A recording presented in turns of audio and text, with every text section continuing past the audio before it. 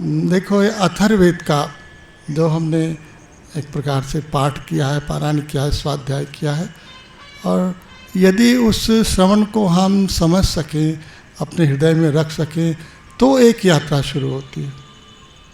और यदि हम उसको भूल गए तो कौन सी यात्रा होगी? हमारे आचार्य ने बड़ा सुंदर इसका वर्णन किया है, हम उनका स्मरण करते हुए आपको सुनाते हैं। शब्दादिभिः पंचभिरैव पंचा पंचत्वमापुः स्वगुणेन बद्धा कुरंगमातंगपतंगमीना भृंगा नरः पंचभिरंचितः किम। ये ऐसा अद्भुत वर्णन है। 5 शब्द, स्पर्श, रूप और रस, गंध, ये हमारी 5 तन्मात्राओं के 5 गुण हैं।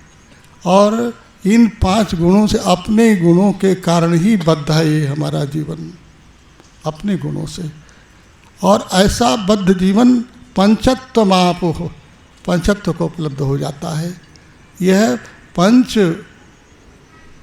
रचित यह जो शरीर है, यह अपने 5 गुणों के द्वारा कैसे, जैसे कुरंग मातंग पतंग मीना। कुरंग समझ रहे हैं ना, ये हरिण है। शब्द का श्रवण करते हुए सुंदर शब्दों के व्यामोह में खिंचता हुआ फंस जाता है। ये शब्द स्पर्श, ये हाथी जो है कैसे स्पर्श सुख की अपेक्षा में गड्ढे में गिर जाता है। शब्द, स्पर्श और रूप के आकर्षण में हमारा ये जो पतंगा है, जो जीव पतंग, वो जो लुभा करके उसमें मर जाता है। पंचत्वमापुः, पंचत्व को उपलब्ध हो जाता है। शब्द, स्पर्श, रूप और रस। रस में ख्याल करिए कैसा सुंदर विचित्र प्रकार का है। शब्द, स्पर्श, रूप, रस और कितना, पांचवा क्या बचा? ये गंध।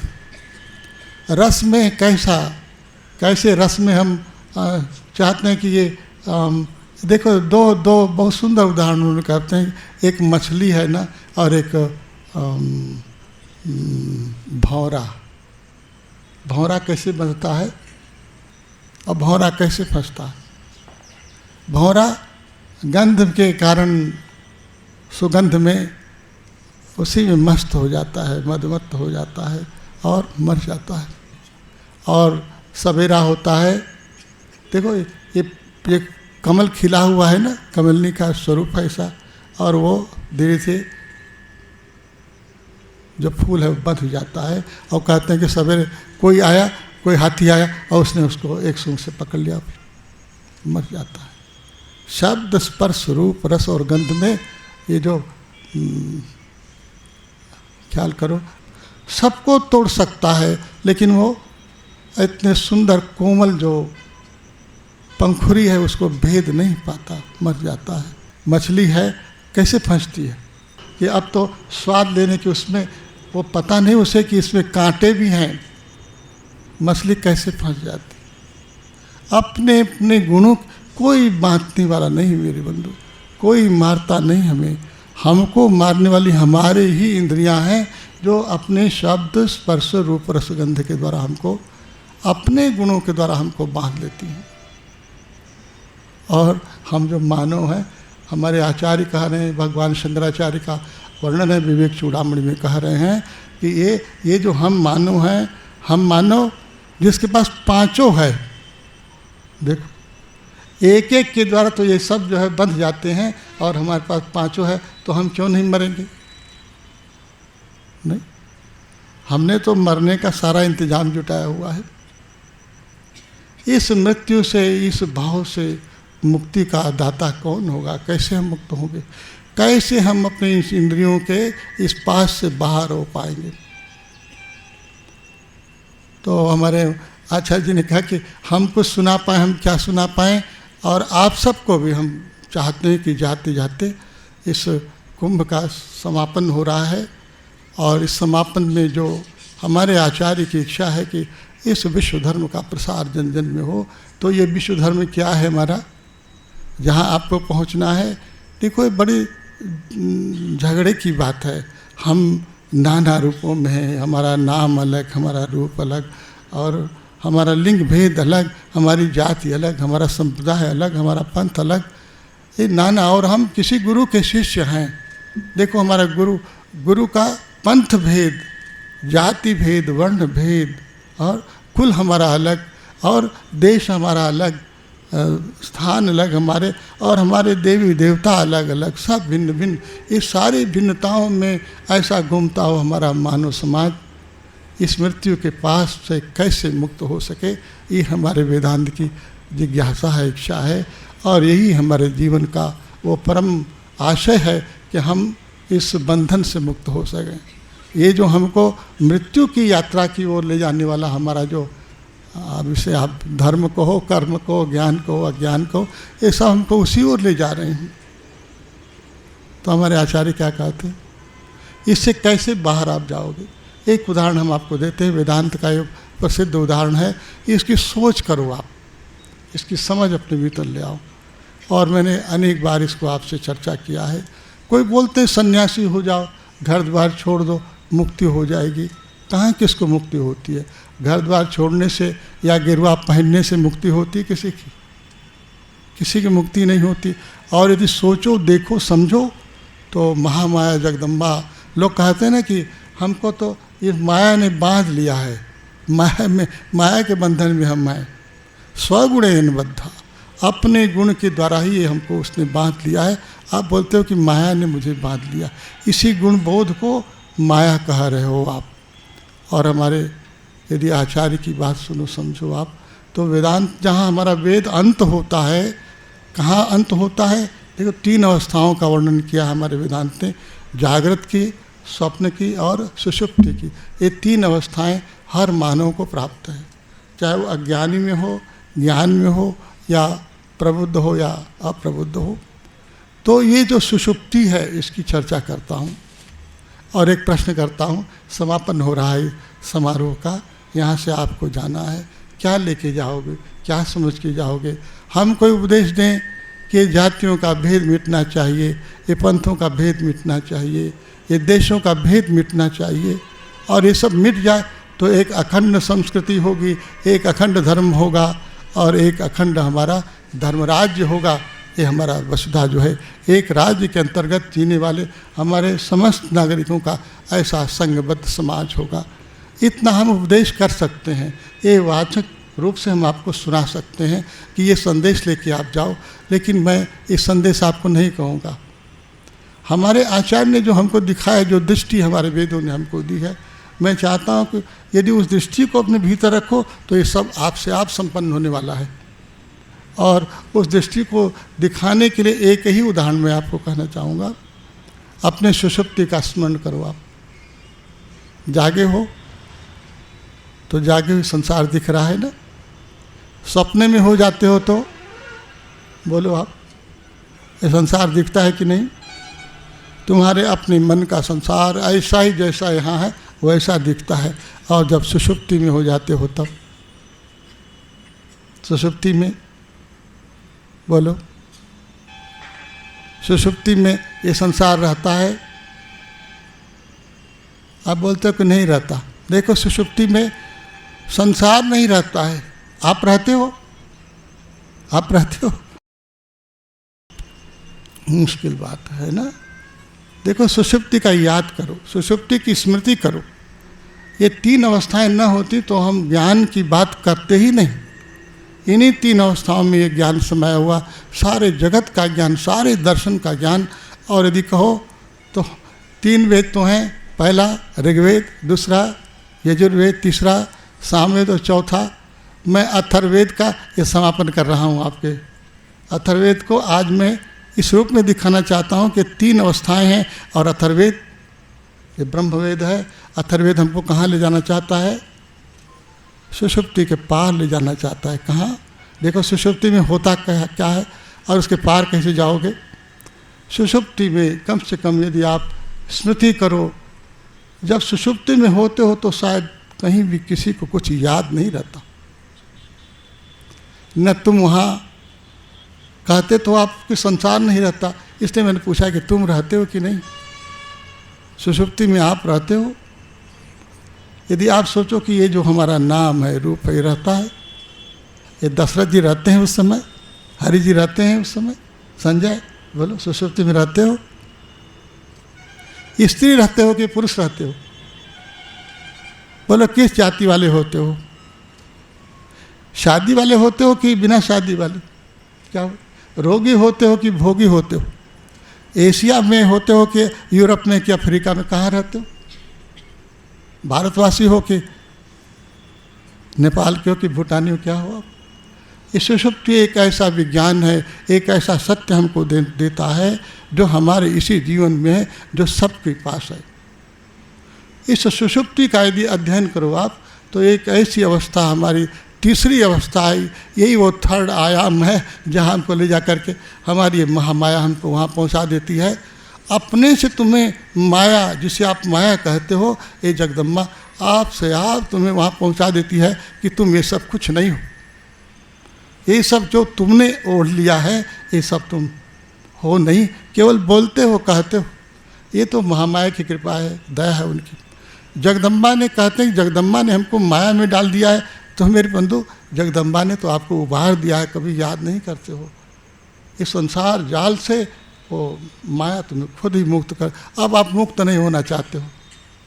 यदि मुक्त हो जाते तो ये अथर्ववेद जो कह रहा है, जो ब्रह्मवेद कह रहा है, तुम पार जब जागते हो, जब नींद तुम्हारी टूट गई, सुषुप्ति जो तुम्हारी खुल गई, तो आप क्या कहते हो,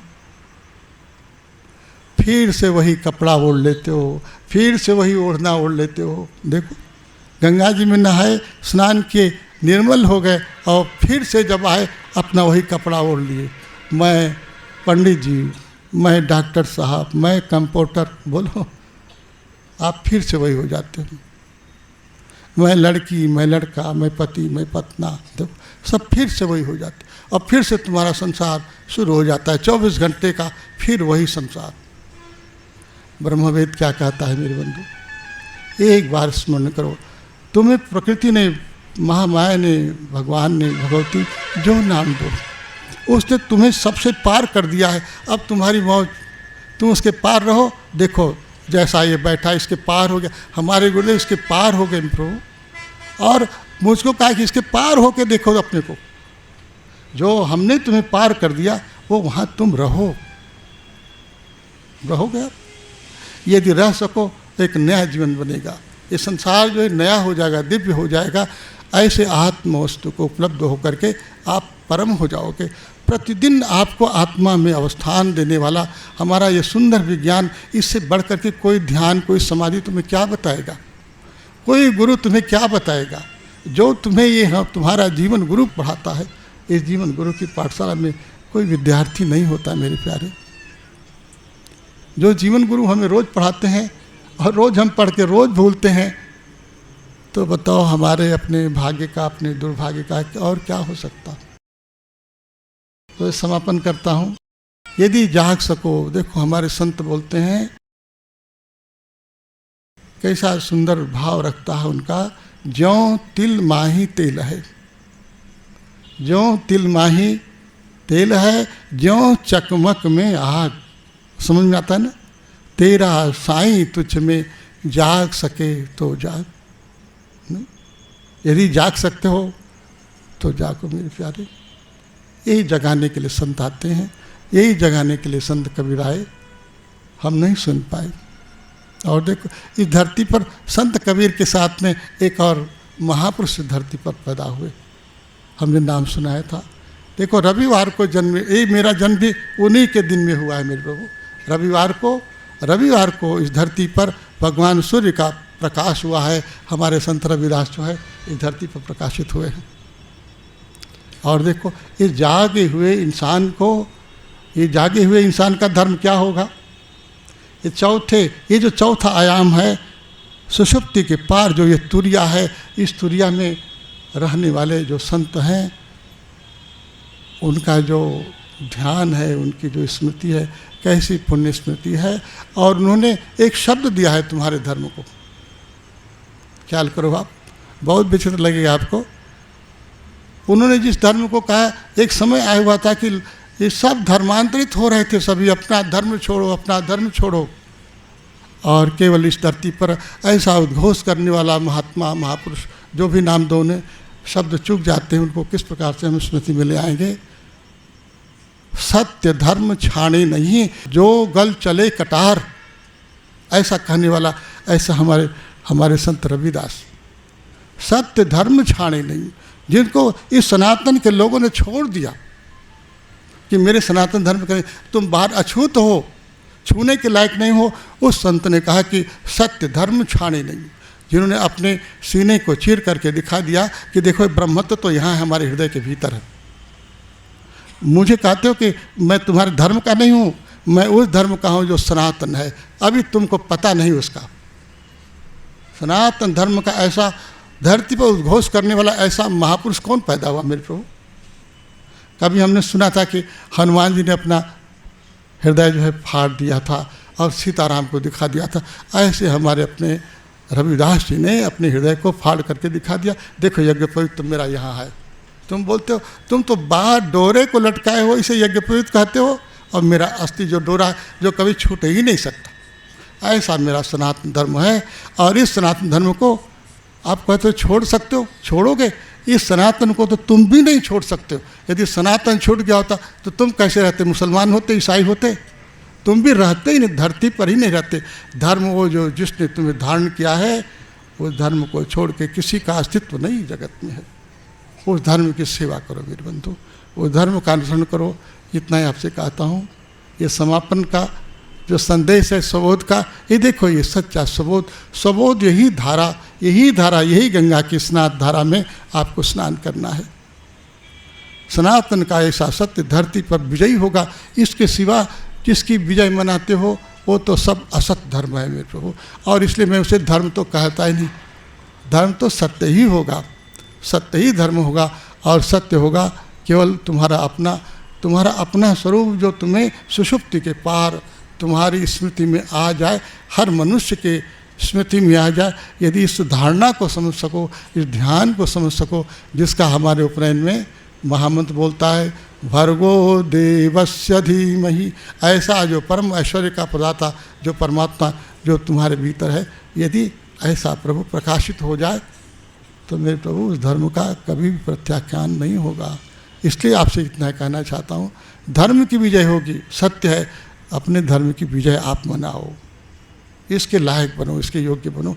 थोड़ा तो सुषुप्ति के पार थोड़ी देर अपने उस शांत स्थान में अवस्थित हो मेरे बंधु। सुषुप्ति के पार इसका तो स्मरण, जागो, उठ करके बैठो, थोड़ी देर बैठो और याद करो किसकी?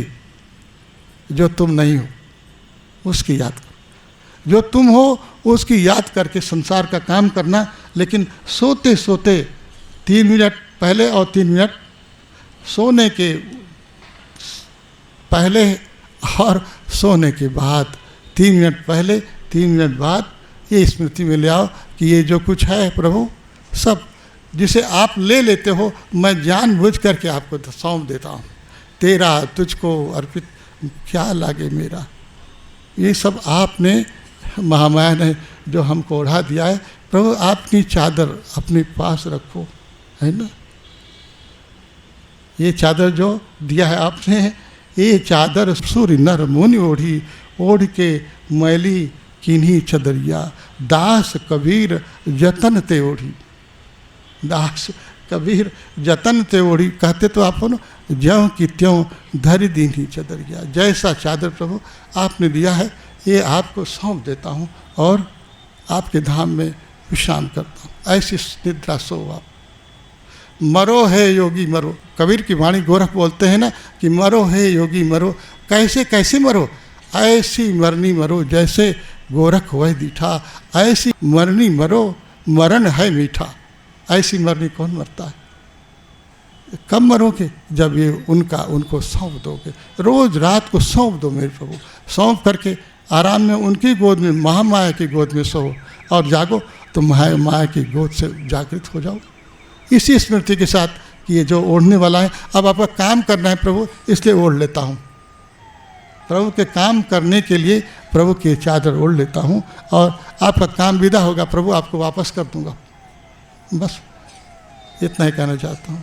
बोले सद्गुरुदेव भगवान की। ये स्मृति लेकर के आप जाना, और ये स्मृति रहेगी तो राम याद आएंगे, कृष्ण याद आएंगे, बुद्ध याद आएंगे, महावीर आएंगे, सब याद आएंगे, मैं भी याद आऊँगा मेरे प्रभु। मेरी स्मृति कैसे करोगे? इसके पार ये जो चतुर्थ है, इस चतुर्थ की स्मृति में ही सारे गुरुओं की स्मृति होगी, सारे महानुभावों की स्मृति होगी, सारे महापुरुषों की स्मृति होगी, और तुम्हें अपनी सच्ची स्मृति का आधान प्राप्त होगा। बोले सद्गुरुदेव भगवान की।